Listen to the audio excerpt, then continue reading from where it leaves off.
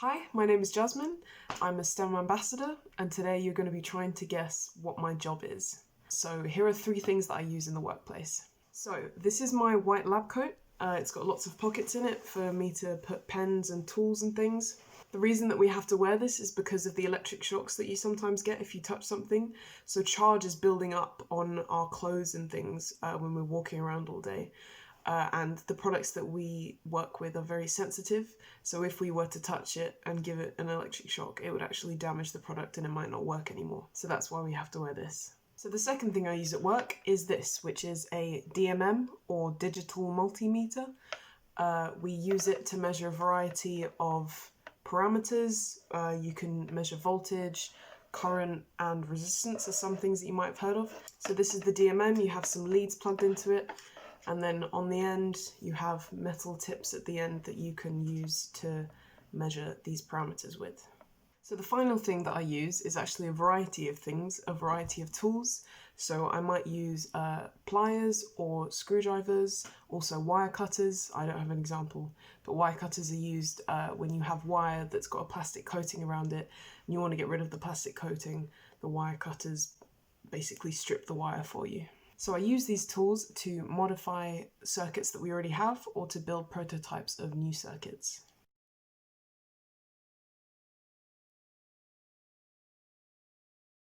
So a normal day at work, I actually do quite a lot of different things at work. A normal day might start with me checking my emails and kind of getting ready for the day, having a look back at what I did in the past few days or the past week to see what I need to get done that day. So my work can be practical or computer-based, which means I can sometimes spend hours and hours sitting at my desk working on a piece of software, or I might be, at my desk and then down in the workshop working on something practical. When I'm in the workshop, I will be physically testing electronic components or circuits. When I'm working on the computer, I might be writing up documentation on tests that I've completed or projects that I'm working on. I might also be doing research to do with standards, procedures, and regulations to do with my job.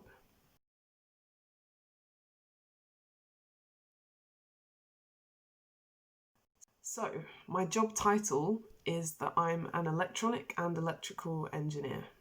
I'm currently working under the test engineering group in my company, and that's the part of the business that designs test systems and maintains those test systems that are internally kept within our company, and it's for us to test the products that we make before they get shipped out to customers.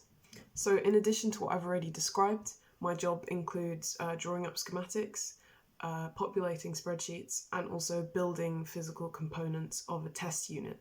So for example, something that I'm working on at the moment is a power distribution unit, or PDU, which goes in the test unit and it's in charge of managing the power and distributing the power to all the different components of that system.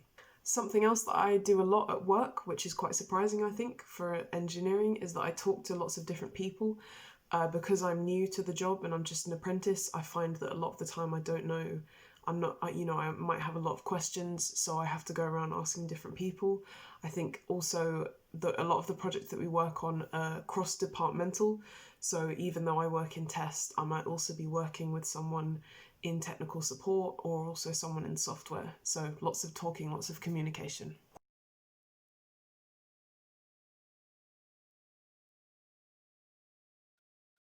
If you like the sound of my job, you might be asking yourself, how can I become an electronics engineer? Firstly, here are some subjects that you should look at studying for GCSEs, A-levels or BTEC. Maths, physics, chemistry and engineering are some really key ones if you want to go into electrical or electronic engineering. Further maths, computer science, biology and DT are subjects that you can study if you know you want to be an engineer, but you're not really sure if you want to be an electronics engineer. For example, you could go on to study biological, software or mechanical engineering with these subjects. There are lots of different routes that you can take into electronic engineering depending on your learning style and preferences. This is the route that I took. From secondary school, I went to the UTC, which stands for University Technical College, and I studied engineering, maths and art. From this, I went into a degree apprenticeship for electrical and electronic engineering. So here are some other routes that you can take. You can go from secondary school into a sixth form to do A-levels and then go on to university. This is a good route for people who are really academic and they excel in exams. You could, instead of going to sixth form, go to college and do a BTEC. You can get into university with just a BTEC as long as it's a level 3 and you get obviously a high enough grade. This is a good route if you want to get some practical experience in engineering before you decide if this is the right career for you. You can take the same route and instead of going to university, do a degree apprenticeship. When you do a degree apprenticeship, you get the exact same degree as someone who's just going to university the normal way, but there's lots of advantages that come along with this. For one, you don't have to pay for your degree, so you don't have any debt. You're also gaining experience along the way and applying the knowledge that you learn at university. Finally, once you leave secondary school, you can go and do a level 3, 4 or 5 apprenticeship. You can actually go and do an apprenticeship when you're 16 because it still counts as education. A level 3 apprenticeship will be really hands-on and you'll be gaining work experience at the same time, of course. Also, the transition from a lower level apprenticeship straight into work or onto a degree apprenticeship can be easy.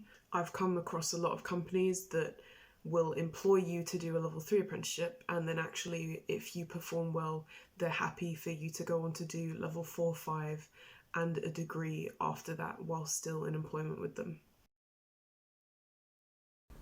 Did you guess the right answer?